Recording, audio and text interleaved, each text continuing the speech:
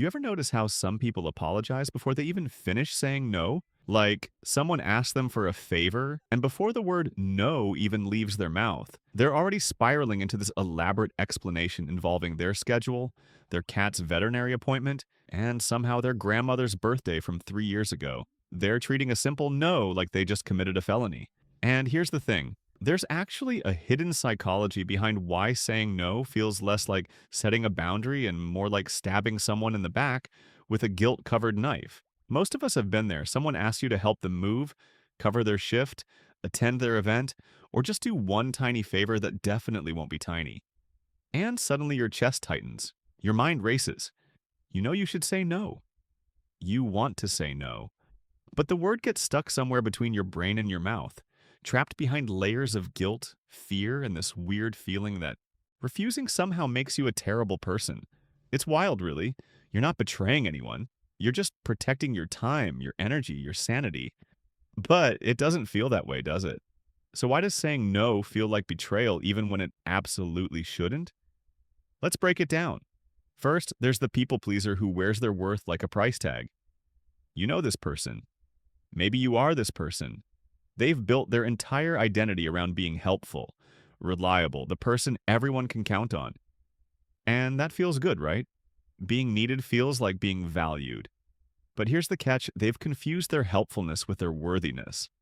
So when they say no, it's not just declining a request. It feels like they're dismantling the very thing that makes them lovable. In their mind, no translates to, I'm not good enough anymore. They're not just refusing a favor, they're questioning whether they deserve to exist in that relationship at all. The psychology here is brutal. They've internalized this belief that love and acceptance are conditional, earned through constant service. So every no feels like withdrawing from an emotional bank account they can't afford to drain. They'd rather exhaust themselves than risk losing their value in someone else's eyes.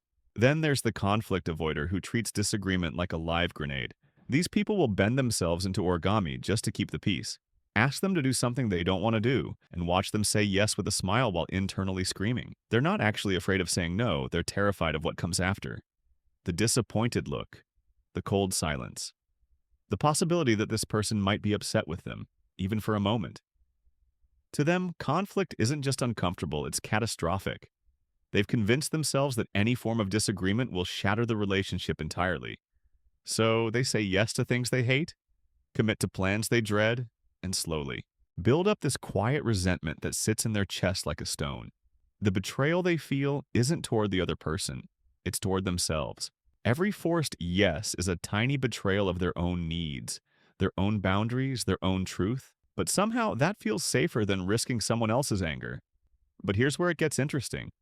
There's another type, the guilt hoarder, who doesn't just feel guilty about saying no, they feel guilty about everything. This person carries guilt like a collection, stacking up imaginary debts in their mind. Someone bought them coffee once 3 months ago? They still owe them. A friend helped them move 2 years ago? They're eternally indebted.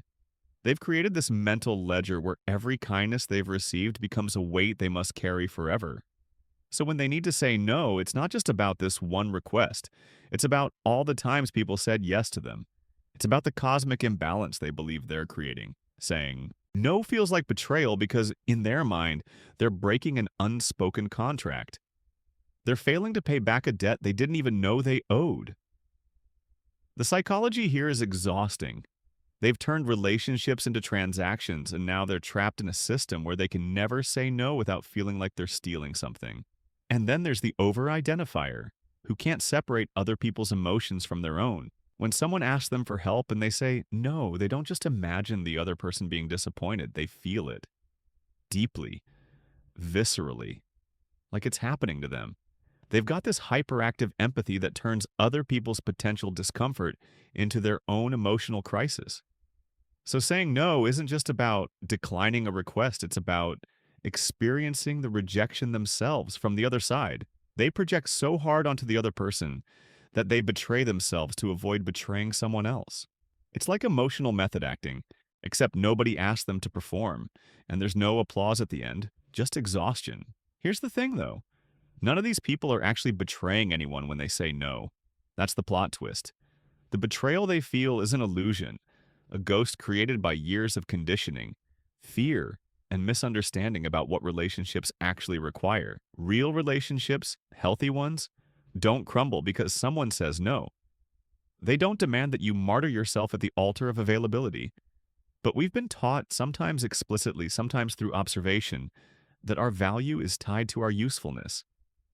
That being a good person means being an endlessly giving person. That boundaries are selfish and saying no is mean. So we carry this weight. We say yes when we mean no. We apologize for having needs. We treat our own limits like character flaws. And the whole time, we're betraying ourselves far more than we'd ever betray anyone else by just being honest. Maybe you see yourself in one of these types. Maybe you're a mix of all of them, depending on the day, the person, the request. Maybe you've spent years saying yes to things that drained you, relationships that demanded too much, situations that left you empty. And maybe, just maybe, it's time to realize that saying no isn't betrayal. It's honesty. It's self-respect. It's the kind of boundary that actually makes relationships better, not worse. So which type are you? The people pleaser? The conflict avoider? The guilt hoarder? Or the over-identifier? And more importantly, what would it take for you to believe that your no is just as valuable as your yes?